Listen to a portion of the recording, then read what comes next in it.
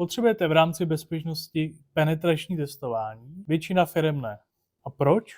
Protože podle mých zkušeností většina firem nemá dotaženou tu bezpečnost tak daleko, aby ten penetrační test měl takovej přínos, jaký je potřeba. To znamená, pokud se kontinuálně nevěnujete bezpečnosti, nemáte implementované bezpečnostní procesy a opatření, který vlastně těma penetračníma testama chcete otestovat, tak to moc nedává smysl. Je daleko lepší si udělat audit a projít, co vlastně všechno jako nemám podle best practice a na základě toho tu bezpečnost posunout na tu úroveň, kde si pak ověřím, že ty lidi, co na mě útočí, tak ty mechanismy, které jsem si nasadil, mi fungují, dokážu to v rámci monitoringu vidět správně, mi procesně fungují lidi v rámci řešení incidentů nebo disaster recovery a tak dále.